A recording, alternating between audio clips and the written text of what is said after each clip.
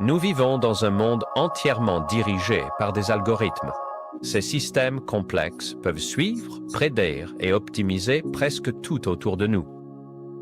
Mais voilà le problème. Les chiffres ne ressentent pas.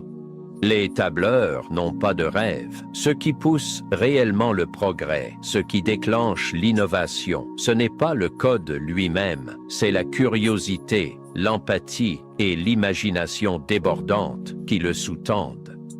J'appelle cela l'algorithme humain. C'est ce schéma unique de pensée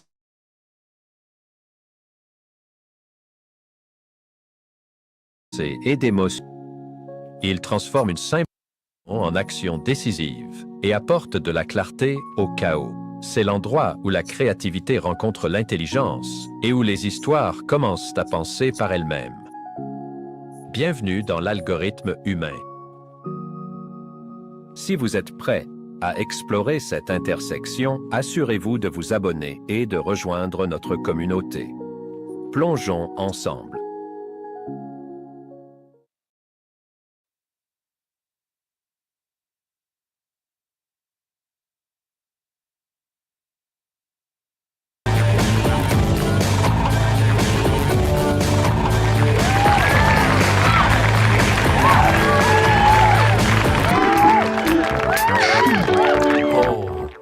Hey.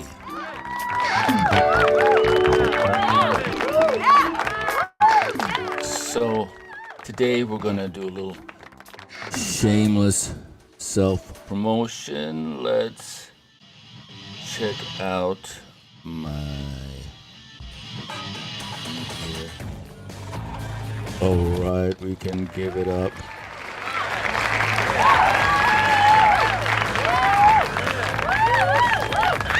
So this is the steady growth you get with a live, continuous series. And we've been doing the human algorithm series for, I don't know, maybe a week, 10 days. And I just love to see this steady rise in, I went from, I don't know, a couple of hundred views, engagements a day, impressions a day to 6,000. I don't know what that is in terms of magnitude.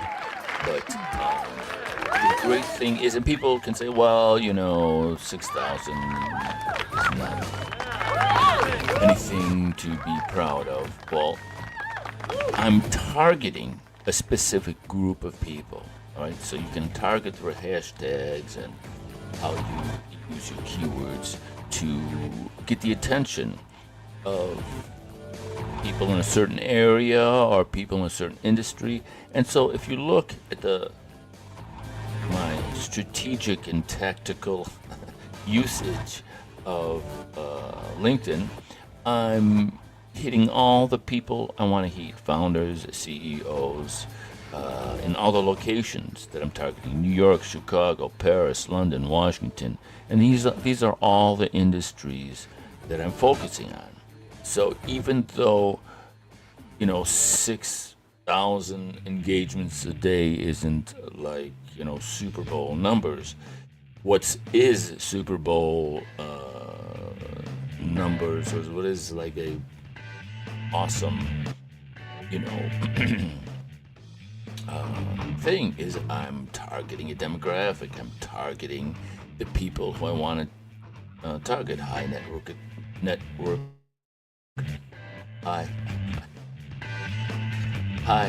worth individuals. Got it out. All right. So what we're going to talk about today is the power of how do you situate yourself, right? When, like, they just talked today about Ukraine, and there's a peace deal, and like you cannot talk about Ukraine or climate change or DEI issues without getting this You see, you know what I'm saying? These are some hot button issues that are just so emotionally charged that it's hard to make a reasonable agnostic sort of assessment. And this is a picture of what me and AI put together. So what I'm saying here is Ukraine is basically a black hole, a zombie apocalypse that the West has poured $500 billion into. All right, with like zero ROI. And the argument I make is that Russia has created a tactical sort of a purposeful move not to attack Kiev and not to do anything but protect that Donbass area, that southeastern part of Ukraine, where all of the battles are raging, and they're doing that specifically. You can hear people like Colonel Douglas McGregor, Tony Schaefer, Roy Merschenheimer, Scott Ritter. They're all saying the same thing. It's basically like Stalingrad, which was an ego trip for Hitler. And he threw all these resources into taking Stalingrad when there was the oil Caucasus to the right, Moscow to the left. He just spent everything to raise a Nazi flag in the middle of Stalingrad, and was never able to do it. And so the Russians know Stalingrad and the Battle of Kursk, at like a cellular level. And so the same thing has happened in Ukraine, where it's just this black hole of resources, death, and horror that hopefully is coming to an end soon. And I make the argument that while $500 billion has gone into Ukraine, Paris has spent $50 billion over the past 10 years creating the Grand Prix Express and positioning itself to be the center of Europe after this entire debacle ends. And some people are saying that this is the end of NATO, and this war has really fractured NATO, or the alliances in NATO, and might even fracture the EU as a whole. So it's difficult to talk about these subjects without people just without getting that. And so how do you do if you're KPMG, Deloitte, one of the big four, or if you're a big, huge communications firm, how do you navigate these hot button issues? Because your job isn't to just toe, as a consulting agency, is the minute you toe the party line, a minute you look like you're just saying something because it interests you financially or politically, it's over, it's done, no one's going to trust you. Everything, in the financial services industry is built on trust. Trust is the common denominator. Once trust leaves, it's over. So we're going to talk about just sort of the landscape today, right? So you've got, this is happening right now, right? So I'm going to keep the sound off. This is Steve Bannon's War Room. So Steve Bannon went to prison, right? Spent 4 months in prison, but he does this twice a day, at 10 in the morning and at 4 in the afternoon. Twice a day. He's been doing it for 3, 4, 5 years. Live stream. And this Real America's Voice, which is just live streaming all the time. And then you have this Maha Action Media hub thing, where they take private Zoom calls. So they say, hey man, come on, we're having a Zoom. And so you get on these Zoom calls, and they have presentations by Dr. Drew, there's Dr. Oz over here. Russell Brand comes on sometimes and says hi. Tony Robbins comes on and says hi. Dr. Berg there's Roy Schneider. So you have a mix of doctors, color people who are going to be funny or entertaining, and they have a Zoom, right? Private sort of Zoom, and then they take that Zoom and then they publish it on YouTube and so on and so forth. Here's Brian Rose, the absolute master at using live webinars to attract people to his platform and to create leads for what he's doing. And so he'll do a live webinar, come on live webinar, and then during the live webinar, what Brian Rose does is he says, okay, come on over to the Zoom. We're going to cut the live webinar off. So he makes his sales pitch in the webinar, and then he talks to people in the Zoom one-on-one, saying,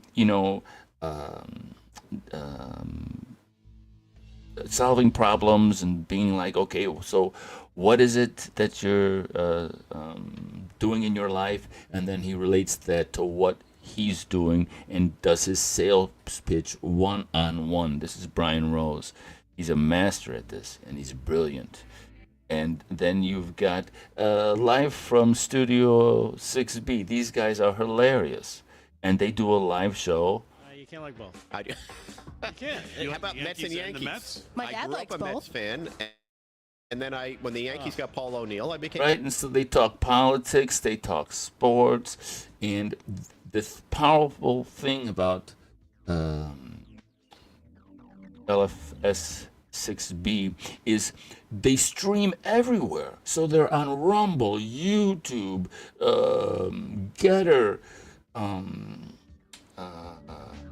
Facebook, and then so you see them on these platforms, and so they're going live on this commercial station here, right? Real America's Voice. So LFS6B comes on here. Then they have commercials, but on the Facebook feed and on the Twitter feed, you see them behind the scenes. So they're like, okay, commercial, and they're talking and they're conversing with the people in the chat, and they're all on their phones talking to people in the chat and having fun, and then they come back to the broadcast. So it's just a whole new world that is intimate and private and also public and just everywhere.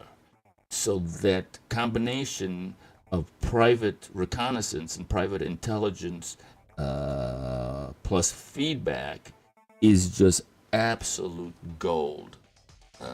So we're going to just talk about that really quick here with this presentation called Beyond Thought Leadership. All right. Enter the dragon. Enter the era of live intelligence. Okay, come on, man. What happened? I can't move. Oh, I'm at the very end. That's funny. that deserves a good laugh. All right. Should we start the slideshow? Start from the current slide? Wait, we'll do the slideshow. So I gotta go from a window and then the slideshow start from current. All right, nice and big. The first area was corporate Zoom hell. Everybody knows this area, corporate Zoom hell. I think there's a screen share somewhere. Is there? How do I share my screen? Remember those days? Corporate Zoom hell. Everyone's stuck in a 6x9 Brady Bunch grid. Anybody remember Brady Bunch out there? The Brady Bunch. Delays, awkward tech issues, poor flow, poor lighting, no visual language or narrative, so no storytelling, right? These were just meetings where everybody was just talking about the subject at hand, so there wasn't any real sort of narrative happening. It looked cheap, it felt cheap, it was cheap, and ideas that were presented sometimes just collapsed into the nothingness of the digital world. And then the other extreme is TEDx, multi-camera shoot, stage lighting, big crews, 20 to 50K per event for, if you include travel and production. Beautiful results, but slow, expensive, and inaccessible. Only mega budgets can play this game. And this is where we are now, right? The new middle, the software native broadcast, all right? Though I'm using OBS and StreamYard. OBS is free and StreamYard is cheaper than dirt, all right? One operator, multi-cover level presence, one operator, multi-camera shoot, right? So I can go from one scene to another scene with absolute precision and ease. I can get my laughs and my hand claps going. All right. Live graphics, like if you've got a book, you can fly the book in. It democratizes Fortune 500 or Fortune 50 level professionalism, okay? These tools democratize Fortune 50 professionalism. So what am I talking about? Okay, listen to this music. Now, when I talk, the music automatically goes down. When I stop talking, the music automatically raises. Okay, that's a technique called side chaining. It comes from radio. All right, and so that used to take a huge effects bay with chords and compressors and all this type of thing. Here, it's right in the software. All right, the revolution is here. Will be streamed. The hidden superpower, private, real-time sentiment. When you go live, right in a Zoom call, you're discussing something that's maybe a little bit controversial or whatever it is. It could be about vaccines, it could be about the war in Ukraine, it could be about climate change, it could be about whatever. In a private Zoom, you get a real-time intelligence, real-time assessment of what's going on with the people you're talking to. They can comment, they can ask questions, they can give little hearts, little likes, or little frowny faces, right? And that interaction, when you take the Zoom recording and then you publish it, that interaction is not part of the recording unless you want it to be, unless you want to feature a question or you want to have a comment come on the screen. It's up to you. So that real-time intelligence, right? That real-time flow is absolutely priceless. So you can go live to an email list via Zoom, right? Like we talked about. It's a private truth. The hearts, the claps, the laughs, the comments. You're engaging in a private truth with your audience. Final Cut shows none of these reactions, none of these comments. Real-time feedback, right? And gives you an opportunity to polish the public. The final cut, right? The public, the publishing, the public expression of this Zoom call that you're doing. So, the world moves way too fast for static production and TED Talks and those types of things. Real-time intelligence beats a polished PDF every day in every way. Narratives evolve live. Your broadcasts must too. And this is the future of strategic communication.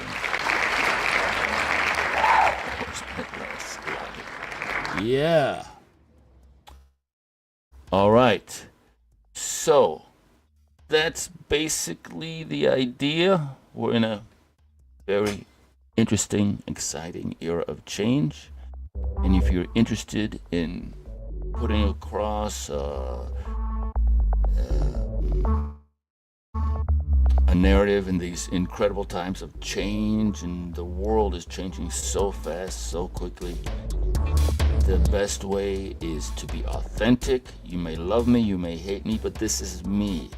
All right, there's an authenticity and a trust factor that is unbeatable in live production. All the mistakes, all the things that go wrong, further embolden your live presence. You look more courageous, and that's my story, and that's Beyond Thought Leadership, the era of live intelligence is here. All right, well, thank you so much for watching. This is the Human Algorithm series. I think this is number 8 already. Slated to go 10 episodes long. So, thanks so much for watching, and we will catch you next time. Take care. Au revoir.